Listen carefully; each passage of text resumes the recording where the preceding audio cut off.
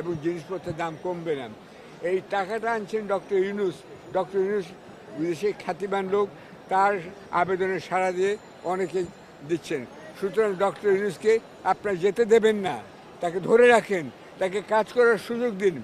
15-17 বছর জঞ্জাল 15 মাসেও যাবে না।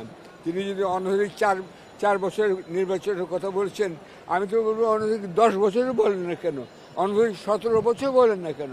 17 বছর যদি আমাদের রাজত্ব করতে পারে, অনাচার করতে পারে, আর একটা লোক যদি 17 বছর ভালোভাবে রাজত্ব করতে পারে, তাকেই থাকতে দেন, সেটাও আমি বলতে পারি। আমি সেটা বলছি না।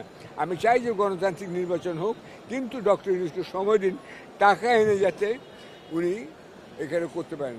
একটা কথা মনে রাখতে হবে, তার সাফল্য অসাফল্য, আসিফ নজরের সাফল্য অসাফল্য বিবেচনা করুন একটা দিক থেকে। আজকে আমরা সবাই মুক্তভাবে কথা বলতে পারছি, আজকে আদালত চলছে, আজকে আদালত একটা নিরপেক্ষ ভূমিকা পালন করছে, দলীয়করণ হচ্ছে না। এটাই কিন্তু বড় সাফল্য।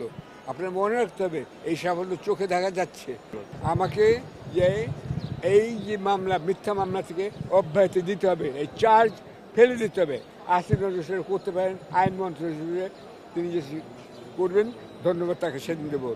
আর আমি বলবো, যেসব রাজনৈতিক নেতা কর্মী এখনও জেলে আছেন, প্লিজ প্লিজ তাদের সবাইকে এক ঘোষণায়, সেখানে তারেক রহমান, ম্যাডাম খালেদা জিয়া, মির্জা ফখরুল এবং অন্য যারা আছেন, সবার যেন এক ঘোষণায় মুক্তি দেওয়া হয়, এইটুকু কামনা করছি।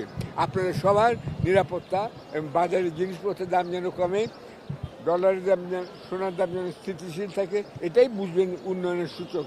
সেইভাবে আপনারা চলুন, ডক্টর ইউনূসকে সময় দিন, আপনারা ভালো থাকুন। অনস্টপ সেবা শুশ্রূষার কথা বলেছেন, গত আন্দোলনে যারা আহত হয়েছেন তাদের জন্য সরকার এদিকে কাজ করছেন, আমি লক্ষ্য করছি, এটা একটা ভালো জিনিস।